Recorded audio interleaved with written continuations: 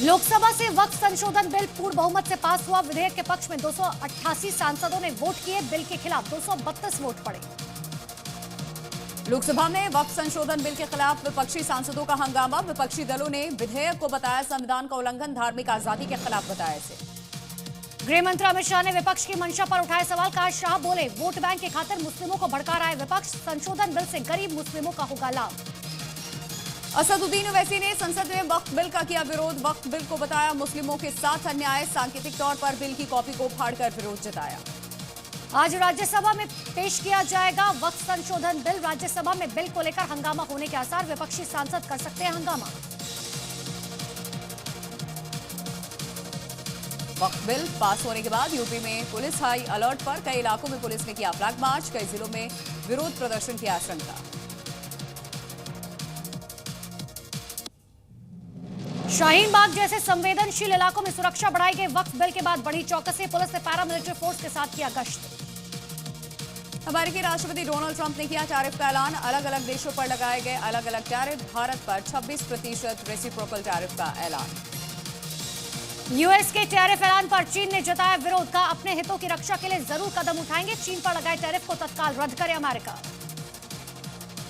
आज से 2 दिनों के लिए थाईलैंड के दौरे पर है प्रधानमंत्री मोदी। दिल्ली से हुए रवाना। थाईलैंड की पीएम से करेंगे मुलाकात।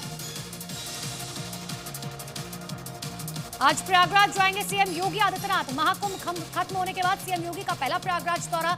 निषाद जयंती में शामिल होंगे सीएम योगी।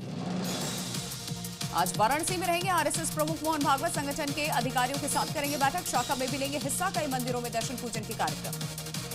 सरकारी बिल्डिंग को लेकर दिल्ली सरकार का बड़ा फैसला। सभी सरकारी ऑफिस और बिल्डिंग का होगा फायर ऑडिट। रामनवमी को लेकर के पश्चिम बंगाल की सीएम ममता बनर्जी की अपील। कहा, रामनवमी के दौरान बनाएं शांति, अफवाहों पर ध्यान न दें।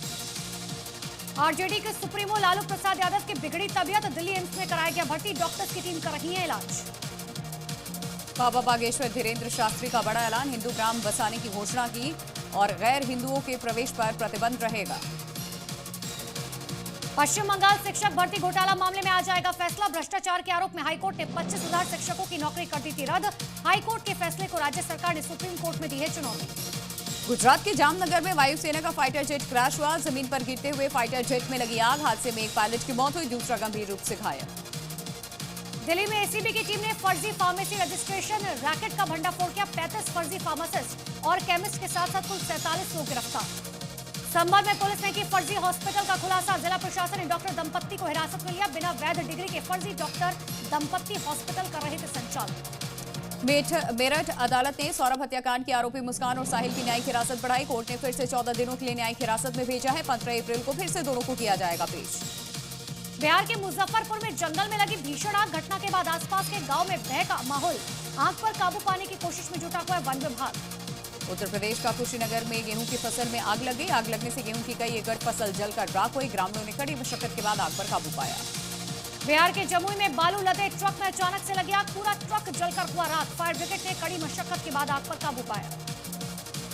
उत्तर प्रदेश के बलिया में भी दिखा आग का कहर। खेत में आग लगने से 10 एकड़ से ज्यादा गेहूं की फसल जलकर राख हुई। घटना में लाखों रुपए का नुकसान हुआ। दिल्ली में चलती कार अचानक से बनी आग का गोला। आग से जलकर राख हुई पूरी कार। समय रहते कार चालक ने कूदकर बचाई जान। घटना का वीडियो आया सामने। मध्य प्रदेश के कई इलाकों में हुई बारिश। अशोकनगर में बारिश के साथ गिरे ओले। गेहूं की फसल को पहुंचा इससे नुकसान।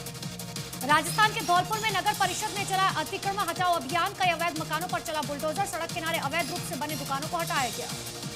राजस्थान के झुंझुनू में सरकारी जमीन पर अवैध रूप से किया गया पक्का निर्माण। प्रशासन ने जाकर के जमीन खाली करवाई। विरोध में लोगों ने प्रोटेस्ट किया। हजारीबाग में इंटरनेशनल रामनवमी से पहले निकाली गई झांकी शोभा यात्रा में भारी संख्या में लोगों ने लिया हिस्सा। झांकी में कलाकारों ने दिखाया अपना कर्तव्य। पटना के दानापुर में पुलिस चौकी के पास मंदिर में लाउडस्पीकर को पुलिस ने कराया बंद। स्थानीय लोगों ने सड़क जाम कर काटा हंगामा। पुलिस पर नवरात्रि में आरती रोके जाने का आरोप लगा है। एमपी के मंडला में नक्सलियों के साथ सुरक्षा कर्मियों की मुठभेड़। सुरक्षा कर्मियों ने 2 महिला नक्सली को ढेर किया। मारे गए दोनों महिला नक्सली पर घोषित था 14 लाख रुपए का इनाम।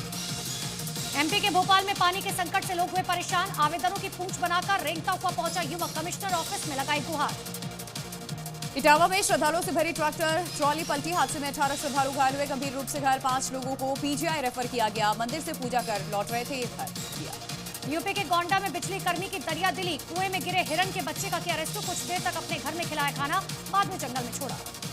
बिहार के भागलपुर में 2 पक्षों में पथराव हुआ, मामूली विवाद को लेकर मारपिटाई, 3 लोग हुए इससे जख्मी। यूपी के अंबेडकर नगर में साधु से मारपीट की गई, युवक ने साधु को जमीन पर पटक पटक कर पीटा, वारदात का सीसीटीवी फुटेज आया सामने। राजस्थान के सीकर में पुलिस कर्मियों के साथ मारपीट मामले में एक्शन, पुलिस ने गिरफ्तार आरोपी का निकाला जुलूस, पुलिस पर हमले के मामले में 44 लोगों के खिलाफ एफआईआर दर्ज। उत्तराखंड के विकासनगर में गौकशी का मामला है सामने, गौवंश के अवशेष मिलने के बाद लोगों में गुस्सा, हिंदू संगठन के लोगों ने किया प्रदर्शन।